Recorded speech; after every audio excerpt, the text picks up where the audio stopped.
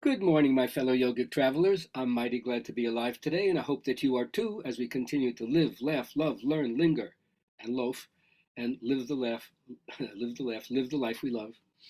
I hope you're doing that. It's great to be able to do this. This is very fun for me.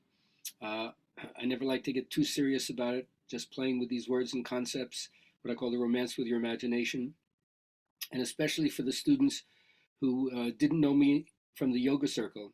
It's great to have an opportunity to reach out to so many new people and share my love of the Dharma and hopefully excite you to find the passion that makes you feel fully alive.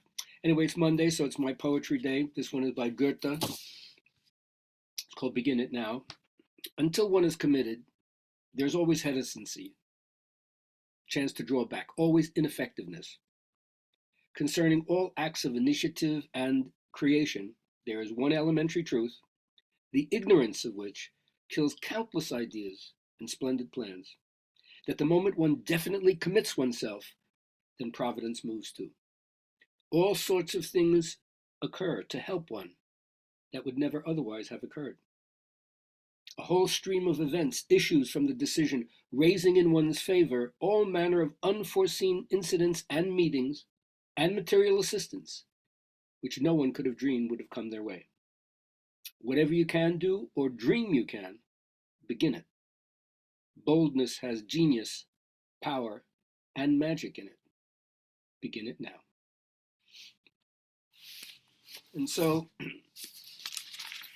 my three main or four thrusts that I always like to share is, first of all, what is it to awaken joy? I keep saying joy is essential, not incidental in our life.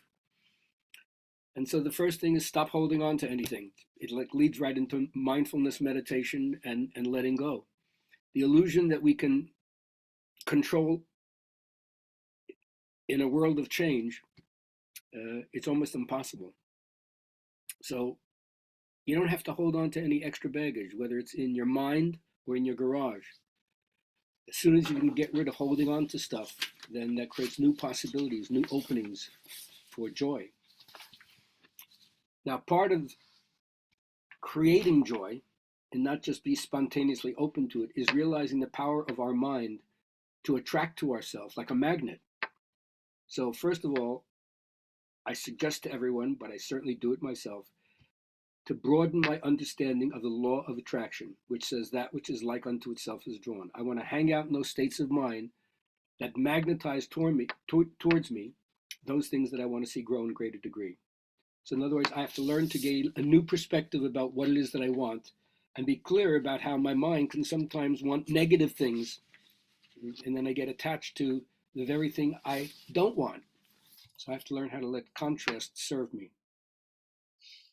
The next thing is you have to learn what it means to be open and generous.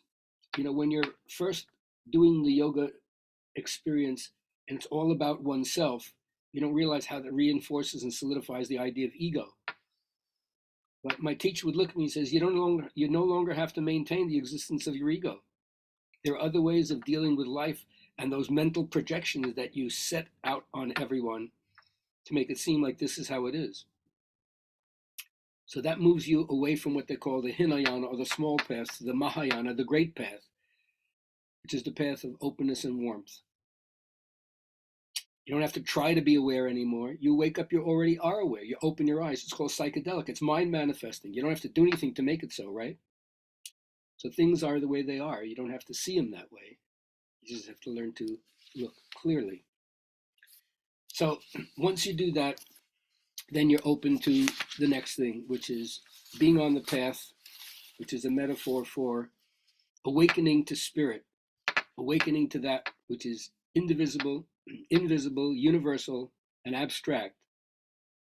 And it's constantly referring to something that we haven't experienced yet, the full embodiment of spirit while you're incarnated in a human frame.